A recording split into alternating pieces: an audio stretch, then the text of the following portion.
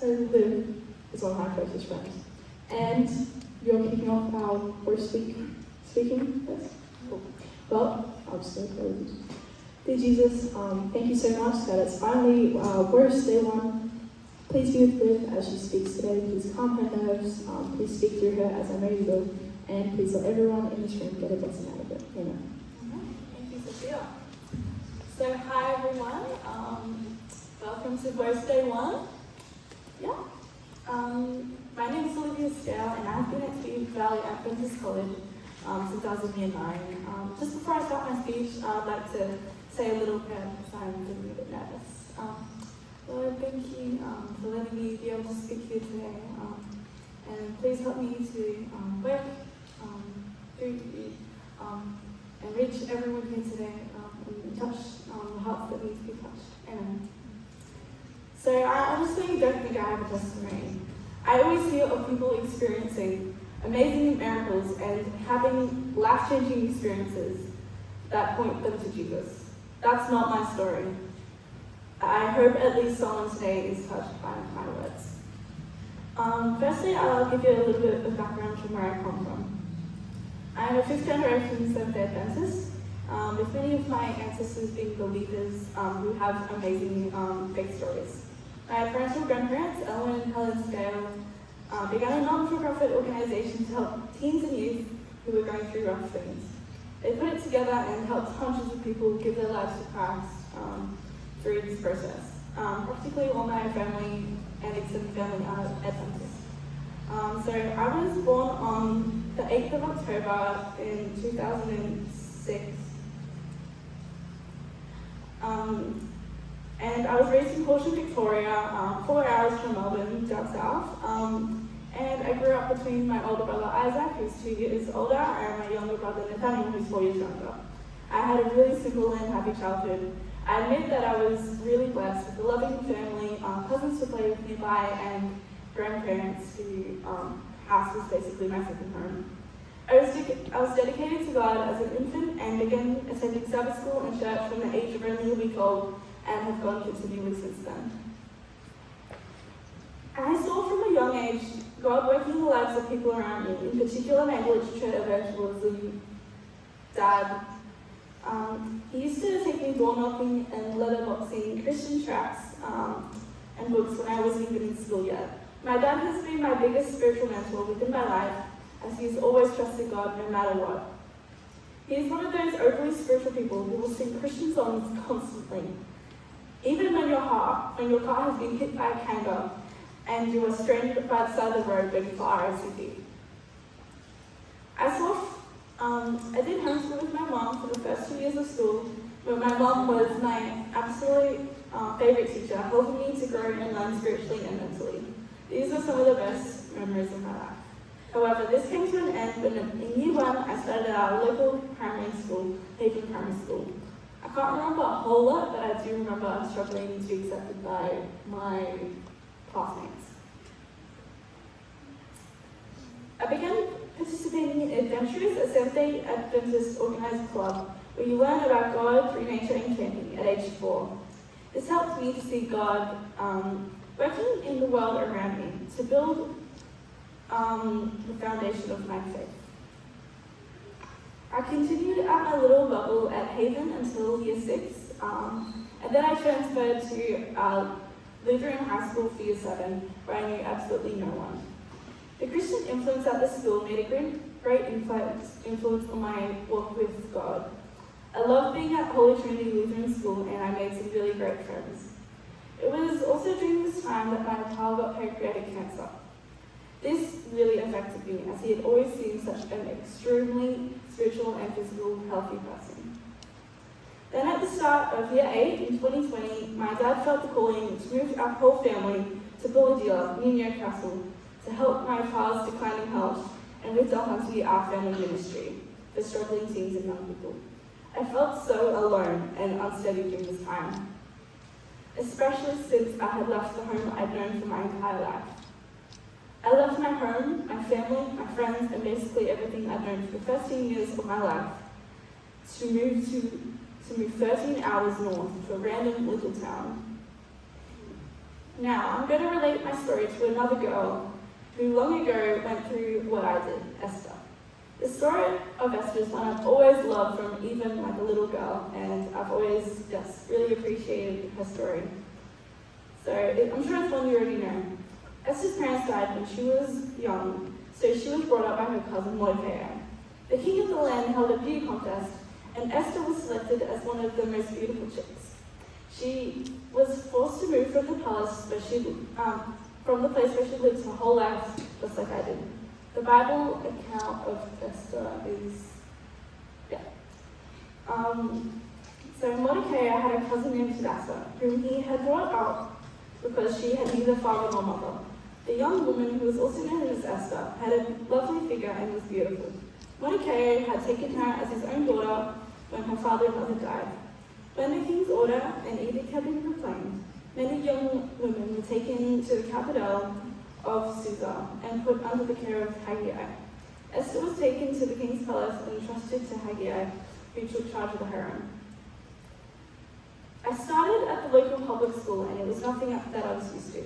It was your regular public school with heaps of bullying, fighting, drugs, and regular visits from the police. I learned absolutely nothing useful this time, but lots of unuseful things. I struggled to make friends and to fit in the school, but there was no Christians except for my cousins and brothers. I stuck it out at this school before getting sick of it and decided to drop out and do homeschool. During 2020, I started also doing baptismal Bible studies with my cousin Christy, my brother Nate, and my friend Max. This strengthened my faith and helped me to commit to learning more about God as a personal friend, even though I was struggling to get through each day. I feel at this time I could really relate to Esther's story in the Bible. Esther struggled to conceal her identity in the king's palace since she was a Jew. And at my school, I tried to hide my belief in Jesus, even though it's something I'm not very proud of. She wanted people to not judge her because of her belief in God. So instead she hid it, which hindered others from seeing God's love. The reason why she couldn't share with others is she didn't even know God for herself. Esther knew of God, but she didn't make a personal relationship with him. I did this also in my school. I hid my light because I didn't know God personally.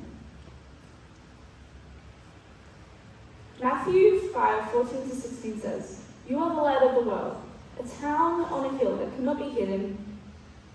Neither do you light a lamp and then put it in a bowl. Instead, they put it on a lampstand, and then it gives light to everyone in the house. In the same, let your light shine before others, so that they may see your good deeds and glorify your Father in heaven." I didn't realize that I had to know Jesus for myself and have faith in him firmly before I could make him known to other people. Just like Jesus said, "You are the light of the world." You're not supposed to find something to hide it. When you find Jesus, you're supposed to tell everyone you know about him. I will talk about this later in my talk. 2020 was also difficult for me as I watched my beloved pass away due to the cancer. I was so grateful to be able to spend his last year by his side. Finally, on the 9th of November 2020, my pa passed away after a painful 12 months of fighting against cancer. I was so shocked when it died, it really hit my faith. It was also this time that my family decided to do a trial day at TBAC, but I was on a camp and I didn't go. My cousins were here, so we decided to visit them and do a trial day. Mum and Dad wanted us to vote if we wanted to move to Wollongong, and I was the only one out of our family of 5 to vote no. I did this because even though I hated Olivia and I didn't have any friends, I didn't want to try someone new. I usually get anxiety when it comes to meeting new people, and I didn't want to do 3 new schools in 3 years. We moved. I ended up loving Wollongong in moving to Wollongong in early 2021 when I was in year 9. At TBAC, I was able to grow my faith more when my friend Sophia asked me to do Bible studies with her and her little sister Candace in preparation for baptism. I was committed to reading my Bible every day and studying the Gospels in the New Testament. I was on and off, and I couldn't commit to anything.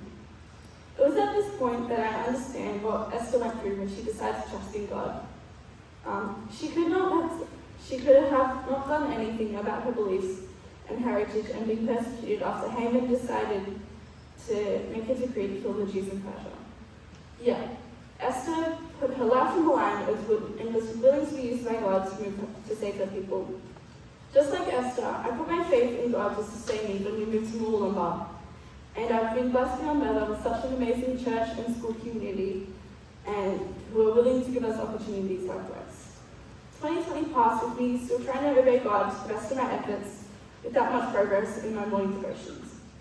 But then in 2023, I decided to make my faith more practical by leading the Year 9 girls Bible study on Friday mornings, along with a couple of my friends.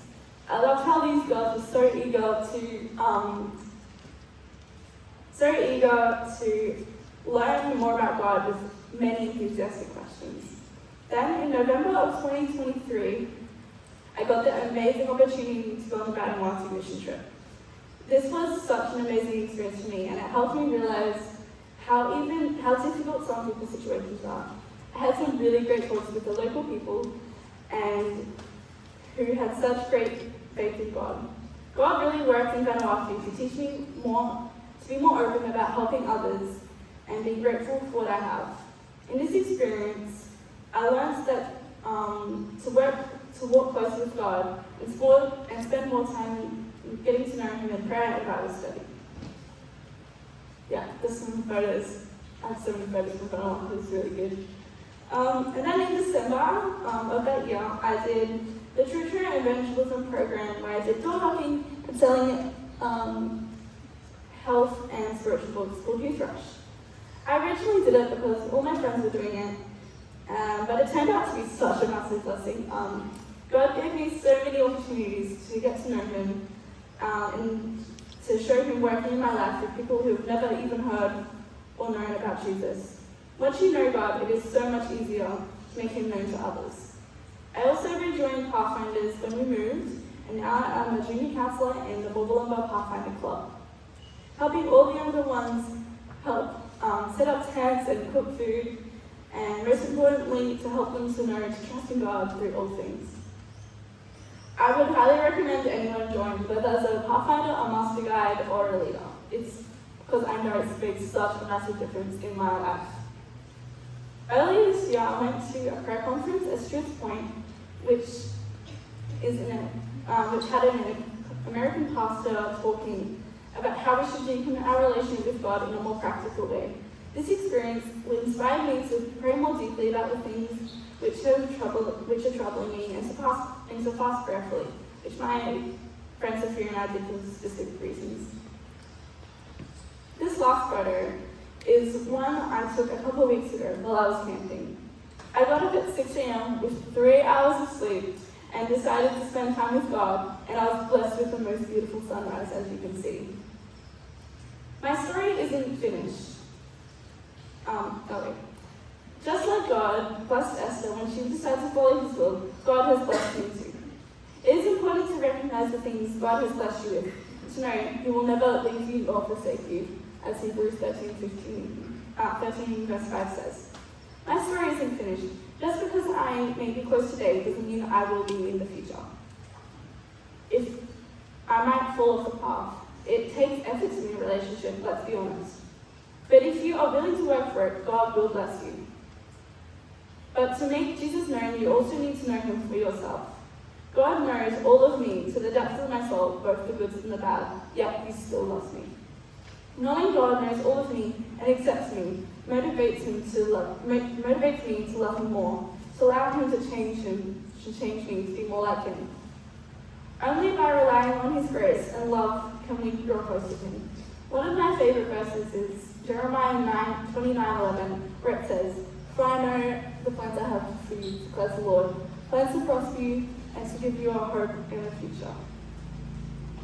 Remember at the start how I mentioned I didn't have a testimony? This is because maybe I haven't left God and gone and done crazy things and had a major turning point. But in my journey today, I want to highlight that I do have a testimony. I have a story of how I came to God. You don't have to leave God to find him.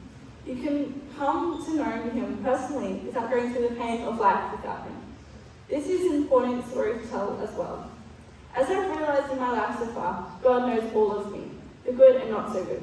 He wants me to know him too, and to come to understand him more deeply about how much he loves me. My life is better off without him. I encourage you all this week to seize the opportunity of WOSE and to open your hearts and be willing to know God.